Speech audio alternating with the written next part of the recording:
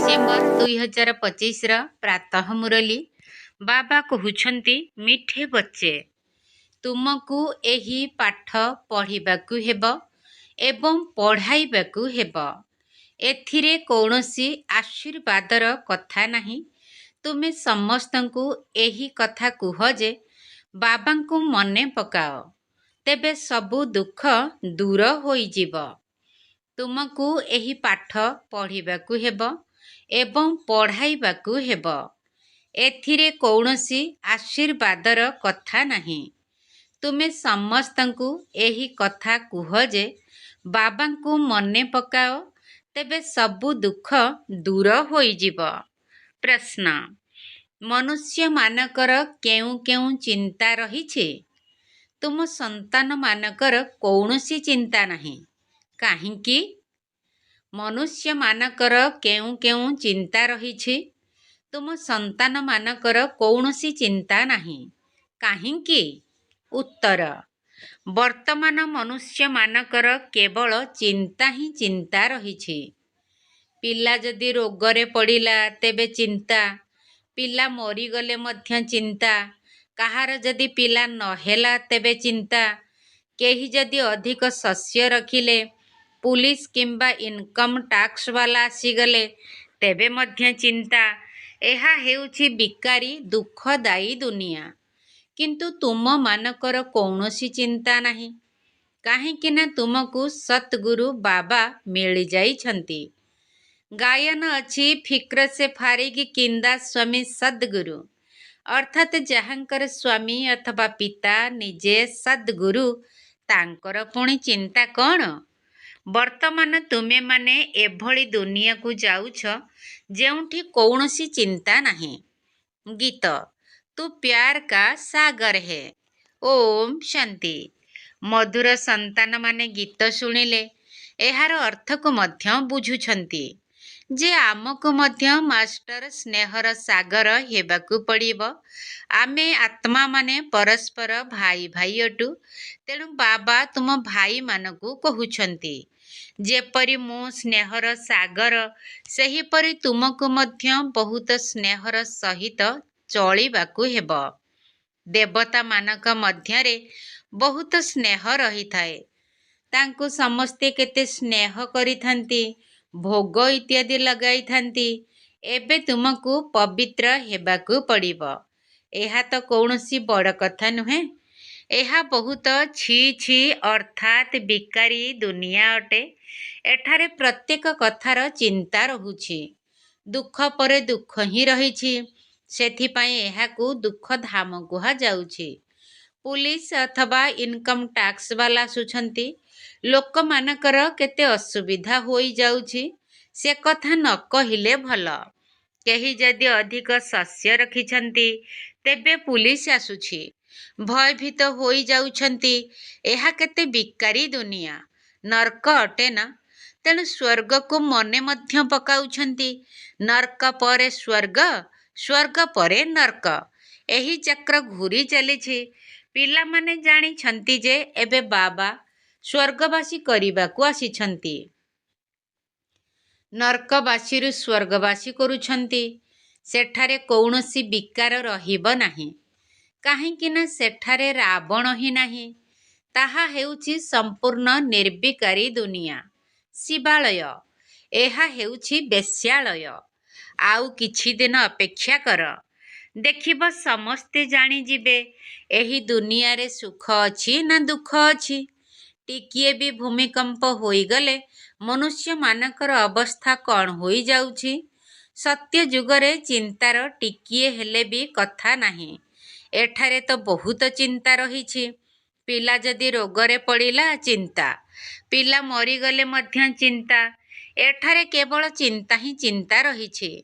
फिकर से फारिगी किंदा स्वामी सद्गुरु, अर्थात सतगुरु स्वामी चिंता मुक्त करंती। तेबे समस्तंकर स्वामी तो जणे अटंती ना। तुमे शिव बाबांक सम्मुखरे बसिछ। एही ब्रह्मा कौनसी गुरु नुहंती, ये तो भाग्यशाली रथ अटंती। ବାବା ଏହି ଭାଗୀରଥ ଦ୍ୱାରା ତୁମମାନଙ୍କୁ ପାଠ ପଢ଼ାଉଛନ୍ତି। ସେ ଜ୍ଞାନର ସାଗର ଅଟନ୍ତି। ଏବେ ତୁମକୁ ମଧ୍ୟ ସାରା ଜ୍ଞାନ ମିଳିଛି। ଏପରି କୌଣସି ଦେବତା ନାହାନ୍ତି ଯାହାଙ୍କୁ ତୁମେ ଜାଣିନାହଁ। ସତ୍ୟ ଏବଂ ମିଥ୍ୟାକୁ ପରଖିବା ତୁମକୁ ଜଣାଅଛି। ଦୁନିଆରେ ଏହା ଅନ୍ୟ କେହି ବି ଜାଣିନାହାନ୍ତି। ଭାରତ ସତ୍ୟତାର ଭୂମି ଥିଲା, ଏବେ ମିଥ୍ୟା ଖଣ୍ଡ ହୋଇଯାଇଛି। ଏକଥା କାହାକୁ ବି ଜଣା ନାହିଁ ଯେ ସତ୍ୟ ଖଣ୍ଡ କେବେ ଏବଂ କିଏ ସ୍ଥାପନ କରିଥିଲେ। ଏହା ହେଉଛି ଅଜ୍ଞାନର ଅନ୍ଧକାର ରାତ୍ରି, ଯେତେବେଳେ କି ବାବା ଆସି ଆଲୋକ ଦେଉଛନ୍ତି, ଗାୟନ ମଧ୍ୟ କରୁଛନ୍ତି। ତୁମର ଗତି ମତ ତୁମେ ହିଁ ଜାଣ। ଉଚ୍ଚରୁ ଉଚ୍ଚ ସେହି ଜଣେ ହିଁ ଅଟନ୍ତି। ବାକି ସବୁ ହେଉଛନ୍ତି ରଚନା। ସେ ହେଲେ ରଚୟିତା ବେହଦ୍ର ବାବା। ଲୌକିକ ପିତା 2-4ଟି ସନ୍ତାନ ରଚନା କରିଥାନ୍ତି। ଯଦି ପିଲା ନହେଲା ତେବେ ଚିନ୍ତା ହୋଇଥାଏ। ସେଠାରେ ତ ଏସବୁ କଥା ରହିବ ନାହିଁ। ଆୟୁଷ୍ମାନ ଭବ, ଧନବାନ ଭବ ଅବସ୍ଥାରେ ତୁମେ ରହୁଛ। ତୁମେ କୌଣସି ଆଶୀର୍ବାଦ ଦେଉନାହଁ। ଏହା ହେଉଛି ପାଠ ପଢ଼ା ନା? ତୁମେ ହେଉଛ ଶିକ୍ଷକ। ତୁମେ ତ କେବଳ କହୁଛ ଶିବ ବାବାଙ୍କୁ ମନେ ପକାଇଲେ ବିକର୍ମ ବିନାଶ ହେବ। ଏହା ମଧ୍ୟ ଟିଚିଂ ଅର୍ଥାତ୍ ଶିକ୍ଷା ଦେବା ହେଲା ନା? ଏହାକୁ କୁହାଯାଉଛି ସହଜ ଯୋଗ ଅଥବା ୟାଦ। ଆତ୍ମା ଅବିନାଶୀ, ଶରୀର ବିନାଶୀ ଅଟେ। ବାବା କହୁଛନ୍ତି ମୁଁ ମଧ୍ୟ ଅବିନାଶୀ। ତୁମେମାନେ ମୋତେ ଡାକୁଛ, ହେ ପତିତ ପାବନ ଆସ, ଆସି ଆମ ପତିତମାନଙ୍କୁ ପାବନ କର। ତେବେ ଏ କଥା ଆତ୍ମା ହିଁ କହୁଛି ନା? ପତିତ ଆତ୍ମା, ମହାନ ଆତ୍ମା କୁହାଯାଇଥାଏ। ଯଦି ପବିତ୍ରତା ଥିବ ତେବେ ସୁଖ ଶାନ୍ତି ମଧ୍ୟ ରହିବ। ଏହା ହେଉଛି ହୋଲିଏଷ୍ଟ ଅଫ୍ ହୋଲି ଚର୍ଚ୍ଚ ଅର୍ଥାତ୍ ସର୍ବୋଚ୍ଚ ପବିତ୍ର ଗିର୍ଜା। ଏଠାକୁ ଭିକାରୀମାନଙ୍କୁ ଆସିବାର ହୁକୁମ ନାହିଁ। ଗୋଟିଏ କାହାଣୀ ମଧ୍ୟ ରହିଛି ନା? ଇନ୍ଦ୍ର ସଭାକୁ କୌଣସି ପରୀ କାହାକୁ ଲୁଚାଇ କରି ନେଇଗଲେ। ଯେତେବେଳେ ଜଣା ପଡ଼ିଗଲା ତାକୁ ଅଭିଶାପ ମିଳିଲା, ପଥର ହୋଇଯାଅ। ଏଠାରେ ଅଭିଶାପ ଆଦିର କୌଣସି କଥା ନାହିଁ। ଏଠାରେ ତ ଜ୍ଞାନ ବର୍ଷା ହେଉଛି। କେହି ବି ପତିତ ଏହି ପବିତ୍ର ସ୍ଥାନକୁ ଆସିପାରିବେ ନାହିଁ। ଏପରି ମଧ୍ୟ ଦିନ ଆସିବ ଯେତେବେଳେ ବହୁତ ବଡ଼ ହଲ୍ ତିଆରି ହୋଇଯିବ। ଏହା ସବୁଠାରୁ ପବିତ୍ରତମ ରାଜପ୍ରାସାଦ ଅଟେ। ତୁମେ ମଧ୍ୟ ପବିତ୍ର ହେଉଛ। ମନୁଷ୍ୟ ଭାବୁଛି ବିକାର ବିନା ସୃଷ୍ଟି କିପରି ଚାଲିବ? ଏହା କିପରି ସମ୍ଭବ? ବୁଦ୍ଧିରେ ନିଜର ମତ ରହୁଛି। ଦେବତାମାନଙ୍କ ଆଗରେ ମଧ୍ୟ କହୁଛନ୍ତି ଆପଣ ସର୍ବଗୁଣ ସମ୍ପନ୍ନ, ଆମେ ପାପୀ ଅଟୁ। ତେବେ ସ୍ୱର୍ଗ ହେଉଛି ସବୁଠାରୁ ପବିତ୍ରତମ ସ୍ଥାନ। ସେହିମାନେ ହିଁ ପୁଣି 84 ଜନ୍ମ ନେଇ ସମ୍ପୂର୍ଣ୍ଣ ପବିତ୍ର ହେଉଛନ୍ତି।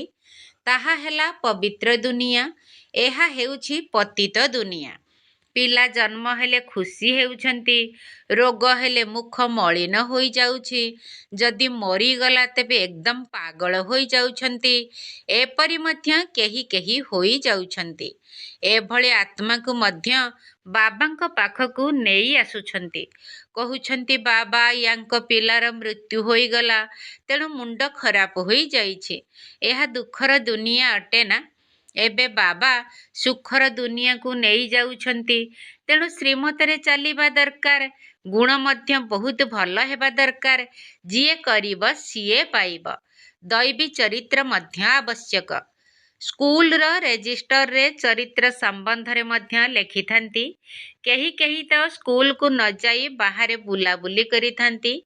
ମା ବାପାଙ୍କୁ ନାକେଦମ କରି ଦେଇଥାନ୍ତି।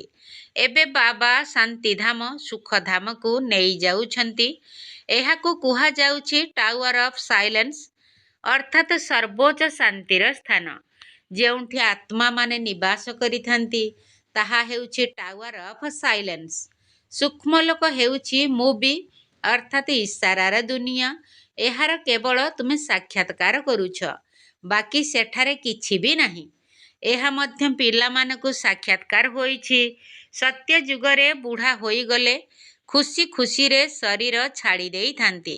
ଏହା ହେଉଛି 84 ଜନ୍ମର ପୁରୁଣା ଚମଡ଼ା ଶରୀର।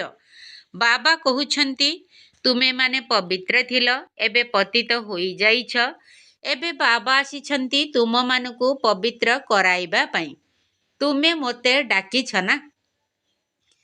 ଜୀବାତ୍ମା ହିଁ ପତିତ ହୋଇଯାଇଛି, ପୁଣି ତାହା ପବିତ୍ର ହେବ। ତୁମେମାନେ ଏହି ଦେବୀ ଦେବତା କୂଳର ଥିଲ ନା? ଏବେ ଆସୁରୀ କୂଳର ହୋଇଯାଇଛ। ଆସୁରୀ ଏବଂ ଈଶ୍ୱରୀୟ ଅଥବା ଦୈବୀ କୂଳ ମଧ୍ୟରେ କେତେ ଫରକ ରହିଛି। ଏହା ହେଉଛି ତୁମର ବ୍ରାହ୍ମଣ କୂଳ। କୂଳ ଡିନାୟଷ୍ଟିକୁ କୁହାଯାଇଥାଏ, ଯେଉଁଠି ରାଜତ୍ୱ ହୋଇଥାଏ। ଏଠାରେ ତ ରାଜ୍ୟ ନାହିଁ। ଗୀତାରେ ପାଣ୍ଡବ ଏବଂ କୌରବଙ୍କର ରାଜ୍ୟ ଲେଖାଯାଇଛି। ବାସ୍ତବରେ କିନ୍ତୁ ଏପରି କୌଣସି କଥା ନାହିଁ। ତୁମେ ତ ଆତ୍ମିକ ସନ୍ତାନ ଅଟ। ବାବା କହୁଛନ୍ତି, ମଧୁର ସନ୍ତାନମାନେ, ବହୁତ ବହୁତ ମିଠା ହୋଇଯାଅ, ସ୍ନେହର ସାଗର ହୋଇଯାଅ। ଦେହ ଅଭିମାନ କାରଣରୁ ହିଁ ସ୍ନେହର ସାଗର ହୋଇପାରୁନାହାନ୍ତି। ସେଥିପାଇଁ ପୁଣି ବହୁତ ଦଣ୍ଡ ଭୋଗ କରିବାକୁ ପଡ଼ୁଛି। ପୁଣି ମୋଚରା ଏବଂ ମାନି ଅର୍ଥାତ୍ ଦଣ୍ଡ ଭୋଗ କରି ଛୋଟ ପଦଟିଏ ପାଇବେ। ସ୍ୱର୍ଗକୁ ତ ଯିବେ, କିନ୍ତୁ ବହୁତ ଦଣ୍ଡ ଭୋଗ କରି ଯିବେ। ଦଣ୍ଡ କିପରି ମିଳୁଛି, ତାହା ତୁମେ ସାକ୍ଷାତକାର କରିଛ। ବାବା ତ ବୁଝାଉଛନ୍ତି, ବହୁତ ସ୍ନେହର ସହିତ ଚାଲ, ନଚେତ୍ କ୍ରୋଧର ଅଂଶ ହୋଇଯିବ। ଧନ୍ୟବାଦ ଦିଅ, ବାବା ମିଳିଛନ୍ତି, ଯିଏକି ଆମକୁ ନର୍କରୁ ବାହାର କରି ସ୍ୱର୍ଗକୁ ନେଇଯାଉଛନ୍ତି। ଦଣ୍ଡ ଭୋଗ କରିବା ତ ବହୁତ ଖରାପ କଥା। ତୁମେ ଜାଣିଛ, ସତ୍ୟ ଯୁଗରେ ସ୍ନେହର ରାଜଧାନୀ ହେବ। ସେଠାରେ ସ୍ନେହ ବ୍ୟତୀତ ଆଉ କିଛି ବି ରହିବ ନାହିଁ। ଏଠାରେ ସାମାନ୍ୟ କଥାରେ ଚେହେରା ବଦଳି ଯାଉଛି। ବାବା କହୁଛନ୍ତି, ମୁଁ ପତିତ ଦୁନିଆକୁ ଆସିଛି। ମୋତେ ପତିତ ଦୁନିଆକୁ ହିଁ ନିମନ୍ତ୍ରଣ ଦେଉଛନ୍ତି। ବାବା ପୁଣି ସମସ୍ତଙ୍କୁ ନିମନ୍ତ୍ରଣ ଦେଉଛନ୍ତି। ଅମୃତ ପିଅ। ବିଷ ଏବଂ ଅମୃତର ଗୋଟିଏ ବହି ବାହାରିଛି। ବହିର ଲେଖକଙ୍କୁ ପୁରସ୍କାର ମିଳିଛି। ସେ ବହୁତ ନାମୀ ଗ୍ରାମୀ ଅଟନ୍ତି। ଦେଖିବା ଦରକାର କ'ଣ ଲେଖିଛନ୍ତି। ବାବା ତ କହୁଛନ୍ତି, ତୁମକୁ ଜ୍ଞାନ ଅମୃତ ପିଆଉଛି। ତୁମେ ପୁଣି ବିଷ କାହିଁକି ପିଉଛ? ରକ୍ଷାବନ୍ଧନ ମଧ୍ୟ ବର୍ତ୍ତମାନ ସମୟର ସ୍ମାରକୀ ଅଟେ ନା? ବାବା ସମସ୍ତଙ୍କୁ କହୁଛନ୍ତି, ପବିତ୍ର ହେବା ପାଇଁ ପ୍ରତିଜ୍ଞା କର। ଏହା ତୁମମାନଙ୍କର ଅନ୍ତିମ ଜନ୍ମ। ପବିତ୍ରତା ସହିତ ଯୋଗଯୁକ୍ତ ହୋଇ ରହିଲେ ପାପ କଟିଯିବ। ତେବେ ନିଜ ମନକୁ ପଚାରିବା ଉଚିତ ଯେ ମୁଁ ଯୋଗଯୁକ୍ତ ହୋଇ ରହୁଛି ନା ନାହିଁ। ପିଲାମାନଙ୍କୁ ମନେ ପକାଇ ଖୁସି ହୋଇଥାନ୍ତି ନା? ସ୍ତ୍ରୀ ପୁରୁଷକୁ ମନେ ପକାଇ ଖୁସି ହୋଇଥାଏ ନା? ତେବେ ଇଏ କିଏ? ଭଗବାନ ବାଚ, ମୁଁ ନିରାକାର। ବାବା କହୁଛନ୍ତି, ମୁଁ ଏହାଙ୍କର ଶ୍ରୀକୃଷ୍ଣଙ୍କର 84 ଜନ୍ମ ପରେ ପୁନର୍ବାର ତାଙ୍କୁ ସ୍ୱର୍ଗର ମାଲିକ କରାଉଛି। ଏବେ ଏହି ବୃକ୍ଷ ଅର୍ଥାତ୍ ବ୍ରାହ୍ମଣ ପରିବାର ବହୁତ ଛୋଟ ଅଛି। ଏଥିରେ ମାୟାର ବହୁତ ତୋଫାନ ମଧ୍ୟ ଆସୁଛି। ଏସବୁ ବହୁତ ଗୁପ୍ତ କଥା। ବାବା ତ କହୁଛନ୍ତି, ପିଲାମାନେ ଯୋଗର ଯାତ୍ରାରେ ରୁହ ଏବଂ ପବିତ୍ର ରୁହ। ଏହିଠାରେ ହିଁ ସମ୍ପୂର୍ଣ୍ଣ ରାଜଧାନୀ ସ୍ଥାପନ ହୋଇଯିବ। ଗୀତାରେ ଲଢ଼େଇ ଦେଖାଉଛନ୍ତି। ପାଣ୍ଡବମାନେ ପାହାଡ଼ ଉପରେ ଯାଇ ତଳକୁ ଖସି ଦେହତ୍ୟାଗ କଲେ। ବାସ୍, ରେଜଲ୍ଟ କିଛି ନାହିଁ। ଏବେ ତୁମେମାନେ ସୃଷ୍ଟିର ଆଦି ମଧ୍ୟ ଅନ୍ତକୁ ଜାଣିଛ। ବାବା ଜ୍ଞାନର ସାଗର ଅଟନ୍ତି ନା? ସେ ହେଉଛନ୍ତି ସୁପ୍ରିମ୍ ସୋଲ୍, ପରମାତ୍ମା। ଆତ୍ମାର ରୂପ କ'ଣ, ଏକଥା ମଧ୍ୟ କାହାକୁ ଜଣା ନାହିଁ। ଏବେ ତୁମମାନଙ୍କ ବୁଦ୍ଧିରେ ଅଛି, ଆତ୍ମା ବିନ୍ଦୁ ରୂପ ଅଟେ। ଏହି କଥାକୁ ତୁମମାନଙ୍କ ଭିତରେ ମଧ୍ୟ ଯଥାର୍ଥ ଭାବରେ କେହି କେହି ବୁଝି ନାହାନ୍ତି। ପୁଣି କହୁଛନ୍ତି, ବିନ୍ଦୁକୁ କିପରି ସ୍ମରଣ କରିବୁ? କିଛି ବି ବୁଝି ନାହାନ୍ତି। ତଥାପି ବାବା କହୁଛନ୍ତି, ଅଳ୍ପ ଶୁଣିଲେ ମଧ୍ୟ ଜ୍ଞାନର ବିନାଶ ହେବ ନାହିଁ। ଜ୍ଞାନ ମାର୍ଗକୁ ଆସି ପୁଣି ଚାଲି ଯାଉଛନ୍ତି, କିନ୍ତୁ ଅଳ୍ପ ଟିକିଏ ବି ଶୁଣିଲେ ମଧ୍ୟ ସ୍ୱର୍ଗକୁ ନିଶ୍ଚିତ ଆସିବେ। ଯିଏ ବହୁତ ଶୁଣି ଧାରଣା କରିବେ, ସେ ରାଜା ହେବେ। ଅଳ୍ପ ଶୁଣିଲେ ପ୍ରଜାପଦ ପାଇବେ। ରାଜଧାନୀରେ ତ ରାଜାରାଣୀ ସମସ୍ତେ ରହିଥାନ୍ତି ନା? ସେଠାରେ ମନ୍ତ୍ରୀ ରହିବେ ନାହିଁ।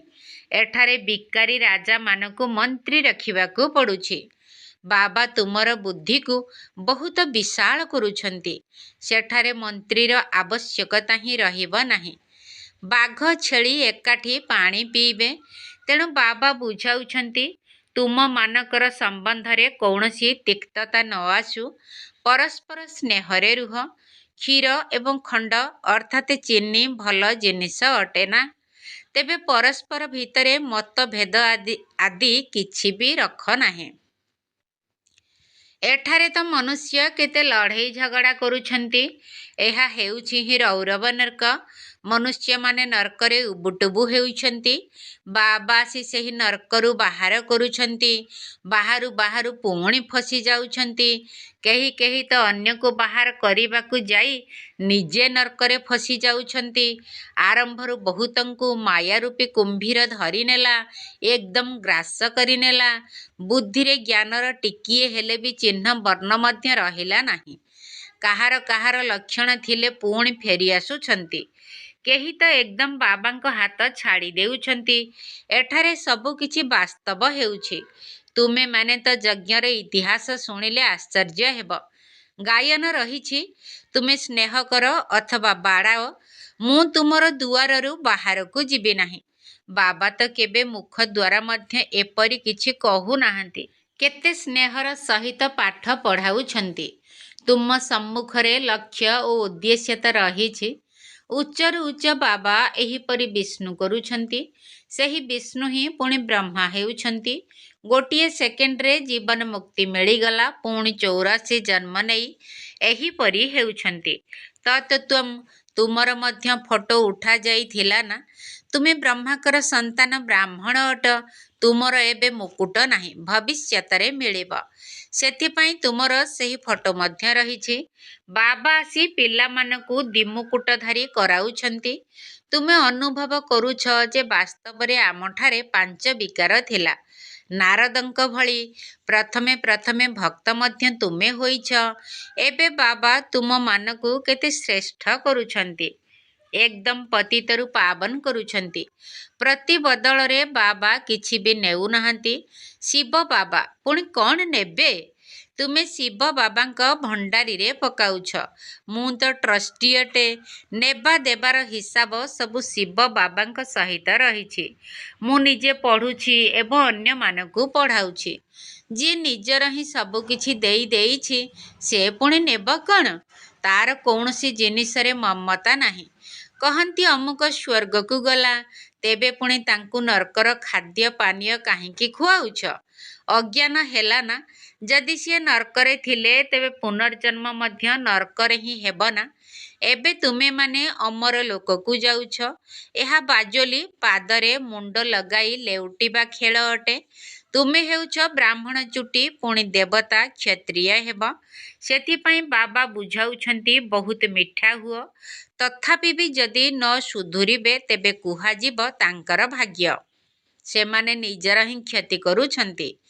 ଯଦି ନ ସୁଧୁରିବେ ତେବେ ଈଶ୍ୱରଙ୍କର ଚେଷ୍ଟା ବି କ'ଣ କରିପାରିବ? ବାବା କହୁଛନ୍ତି, ମୁଁ ଆତ୍ମାମାନଙ୍କ ସହିତ କଥା ହେଉଛି। ଅବିନାଶୀ ଆତ୍ମାମାନଙ୍କୁ ଅବିନାଶୀ ପରମାତ୍ମା ଜ୍ଞାନ ଦେଉଛନ୍ତି। ଯେଉଁ ଜ୍ଞାନକୁ ଆତ୍ମା କାନ ଦ୍ୱାରା ଶୁଣୁଛି, ବେହଦ୍ର ବାବା ହିଁ ଜ୍ଞାନ ଶୁଣାଉଛନ୍ତି। ତୁମକୁ ମନୁଷ୍ୟରୁ ଦେବତା କରୁଛନ୍ତି। ରାସ୍ତା ଦେଖାଇବା ପାଇଁ ସୁପ୍ରିମ ପଣ୍ଡା ବସିଛନ୍ତି। ଶ୍ରୀମତ କହୁଛି ପବିତ୍ର ହୁଅ। ମୋତେ ସ୍ମରଣ କରିଲେ ତୁମର ପାପ ଭସ୍ମ ହୋଇଯିବ। ତୁମେମାନେ ହିଁ ସତ୍ତ୍ୱ ପ୍ରଧାନ ଥିଲ। 84 ଜନ୍ମ ମଧ୍ୟ ତୁମେମାନେ ହିଁ ନେଇଛ। ବାବା ଏହାଙ୍କୁ ହିଁ ବୁଝାଉଛନ୍ତି। ତୁମେ ସତ୍ତ୍ୱ ପ୍ରଧାନ ଥିଲ, ଏବେ ତମୋ ପ୍ରଧାନ ହୋଇଯାଇଛ। ଏବେ ପୁଣି ମୋତେ ମନେ ପକାଅ। ଏହାକୁ ହିଁ ଯୋଗ ଅଗ୍ନି କୁହାଯାଉଛି। ଏହି ଜ୍ଞାନ ଏବେ ତୁମକୁ ମିଳୁଛି। ସତ୍ୟ ଯୁଗରେ ମୋତେ କେହି ସ୍ମରଣ କରନ୍ତି ନାହିଁ। ବର୍ତ୍ତମାନ ହିଁ ମୁଁ କହୁଛି, ମୋତେ ମନେ ପକାଇଲେ ହିଁ ତୁମର ପାପ କଟିଯିବ। ଆଉ କୌଣସି ରାସ୍ତା ନାହିଁ। ଏହା ମଧ୍ୟ ଏକ ସ୍କୁଲ ଅଟେ ନା? ଏହାକୁ ବିଶ୍ୱବିଦ୍ୟାଳୟ ୱାର୍ଲଡ ୟୁନିଭର୍ସିଟି କୁହାଯାଉଛି। ରଚୟିତା ଏବଂ ରଚନାର ଆଦି ମଧ୍ୟ ଅନ୍ତର ଜ୍ଞାନକୁ ଆଉ କେହି ଜାଣିନାହାନ୍ତି। ଶିବ ବାବା କହୁଛନ୍ତି, ଲକ୍ଷ୍ମୀ ନାରାୟଣଙ୍କ ଠାରେ ମଧ୍ୟ ଏହି ଜ୍ଞାନ ନାହିଁ। ଏହା ତ ପ୍ରାରବ୍ଧ ଅଟେ ନା? ଆଚ୍ଛା, ମିଠା ମିଠା ଶିଖିଲ ଦେ ସନ୍ତାନମାନଙ୍କ ପ୍ରତି ମାତା ପିତା ବାପ ଦାଦାଙ୍କର मधुर स्नेह संपन्न शुभेच्छा एवं सुप्रभात। आत्मिक पितांकर आत्मिक संतान मानकु नमस्ते। आम आत्मिक संतान मानकर आत्मिक बाप दादा को नमस्ते नमस्ते नमस्ते एवं सुप्रभात। धारणा पाई मुख्य सार प्रथम पॉइंट, स्नेह भरा राजधानी को जीवाकू हेब। सेथिपाई परस्पर मध्यरे क्षीर खंड अर्थात स्नेहपूर्ण संबंधरे रहिबाकू हेब। केबे भी लुण पानी सदृश होई मतभेदरे आसीबार नाही, निजे ही निजकू सुधारिबाकू हेब। स्नेह भरा राजधानी को जीवाकू हेब। सेथिपाई परस्पर मध्यरे क्षीरखंड अर्थात स्नेहपूर्ण संबंधरे रहिबाकू हेब। केबे भी लुण पानी सदृश होई मतभेदरे आसीबार नाही, निजे ही निजकू सुधारिबाकू हेब। द्वितीय पॉइंट, देह अभिमान छाड़ी मास्टर स्नेहर सागर हेबाकू पड़िब। निजर चरित्र को दैवी करिबाकू हेब। बहुत बहुत मधुर स्वभावयुक्त होई चालिबाकू हेब। देह अभिमान छाड़ी मास्टर स्नेहर सागर हेबाकू पड़िब। निजर चरित्र को दैवी करिबाकू हेब। बहुत बहुत मधुर स्वभावयुक्त होई चालिबाकू हेब। वरदान, मनर स्वतंत्रता द्वारा सर्वात्मा मानकू शांतिर दान देउथिबा संकल्पर महादानी भव। मनर स्वतंत्रता द्वारा सर्वात्मा मानकू शांतिर दान देउथिबा संकल्पर महादानी भव। बंधन युक्त आत्मा माने जदिओ शारीरिक हिसाब रे परतंत्र अटंती, किंतु मनरे जदि स्वतंत्र होइथिबे तेबे निजर वृत्ति द्वारा शुद्ध संकल्प द्वारा विश्वर वायुमंडल को परिवर्तन करिबार सेवा करि परिबे। आजिकाली विश्व को मानसिक शांतिर आवश्यकता रही, तेणु मनरे स्वतंत्र आत्मा निजर मानसिक शक्ति द्वारा शांतिर प्रकंपन विच्छुरित करि परिब। शांतिर सागर पितांकर स्मृति रे रहिबा द्वारा आपे आपे शांतिर किरण चतुर्दिगरे खेली जाई थाए। एही भली शांतिर दान देउथिबा आत्मा मानसिक संकल्पर महादानी अटंती। स्लोगन, स्नेह रूपर अनुभव तो शुणाउछ, एबे शक्ति रूपर अनुभव शुणाओ। स्नेह रूपर अनुभव तो शुणाउछ, एबे शक्ति रूपर अनुभव शुणाओ। अव्यक्त इशारा, एबे संपन्न बा कर्मातीत हेबार तीव्र इच्छा प्रकट कर। प्रत्येक ब्राह्मण आत्मा निजर पितांक समान चैतन्य चित्र हुआ। लाइट एवं माइट हाउस रो झांकी हुआ अर्थात चैतन्य मंडप हुआ। संकल्प शक्ति द्वारा शांति प्रदान करिबार भाषण प्रस्तुत कर एवं कर्मातीत स्थिति रे रही बरदानी मूरतर पाठ बजाओ, तेबे जाई संपूर्णता निकटरे अनुभव हेब। तापरे गोटिए सेकेंड ठारू मध्य कम समय रे ଯେଉଁଠାରେ କିଛି କର୍ତ୍ତବ୍ୟ କରିବାର ଥିବ ସେଠାରେ ୱାରଲେସ୍ ଦ୍ୱାରା ଅର୍ଥାତ୍ ସଂକଳ୍ପ ଶକ୍ତି ଦ୍ୱାରା ନିର୍ଦ୍ଦେଶ ଦେଇପାରିବ। ନିଜର କର୍ମାତୀତ ସ୍ଥିତି ଆଧାରରେ ଗୋଟିଏ ସେକେଣ୍ଡରେ ସଂକଳ୍ପ କରିବା ମାତ୍ରକେ ଯେଉଁଠି ଚାହିଁବ ସେଠାରେ ପହଞ୍ଚିଯିବ। ଓମ୍ ଶାନ୍ତି। ଯିବୁ ଯଦି ଭାଇ ଶାନ୍ତି ଧାମ ଘର, प्रभु पाखे लगा मनरे। आत्मिक व्यायाम अभ्यास करिले निश्चय जीवु मुक्ति धाम रे। विनाश समय हेला निकट, आउ कर नाही समय नष्ट। विनाश समय हेला निकट, आउ कर नाही समय नष्ट।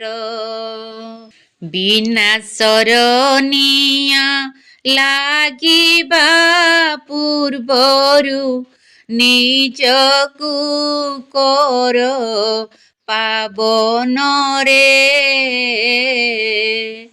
आत्मिक व्यायाम अभ्यास करिले ନିଶ୍ଚେ ଯିବୁ ମୁକ୍ତି ଧାମରେ। ବାବାଙ୍କ ନିୟମ ମାନି ଚାଲିବୁ, ମାୟା କୁସଙ୍ଗରୁ ଦୂରେ ରହିବୁ। ବାବାଙ୍କ ନିୟମ ମାନି ଚାଲିବୁ, ମାୟା କୁସଙ୍ଗରୁ ଦୂରେ ରହିବୁ। ବ୍ୟର୍ଥରେ ସମୟ ଖରଚ ନ କରି ତା ପାଖେ ଯୋଡ଼ି ଦେ ମନରେ। ଆତ୍ମିକ ବ୍ୟାୟାମ ଅଭ୍ୟାସ କରିଲେ ନିଶ୍ଚେ ଯିବୁ ମୁକ୍ତି ଧାମରେ। ମିଛ ମାୟା ଏହି ସଂସାର ଖେଳ, ମାୟା ତୋଫାନକୁ କାହିଁକି ଡର। ମିଛ ମାୟା ଏହି ସଂସାର ଖେଳ, ମାୟା ତୋଫାନକୁ କାହିଁକି ଡର। ସାଥିରେ ଅଛନ୍ତି ସ୍ୱୟଂ ଭଗବାନ, କରୁଥା ତାଙ୍କୁ ସ୍ମରଣରେ। ଆତ୍ମିକ ବ୍ୟାୟାମ ଅଭ୍ୟାସ କରିଲେ ନିଶ୍ଚେ ଯିବୁ ମୁକ୍ତି ଧାମରେ। ବାବାଙ୍କ ଛତ୍ର ଛାୟାରେ ରହିଥା, ସାଥେ ରହି ତୋତେ ଦେବେ ସୁରକ୍ଷା। ବାବାଙ୍କ ଛତ୍ର ଛାୟାରେ ରହିଥା, ସାଥେ ରହି ତୋତେ ଦେବେ ସୁରକ୍ଷା। ଜଗତ ସେବାରେ ହୁଅ ସହଯୋଗୀ, ଶହେ ଗୁଣା ହେବ ପୁଣ୍ୟରେ। ଆତ୍ମିକ ବ୍ୟାୟାମ ଅଭ୍ୟାସ କରିଲେ ନିଶ୍ଚେ ଯିବୁ ମୁକ୍ତି ଧାମରେ।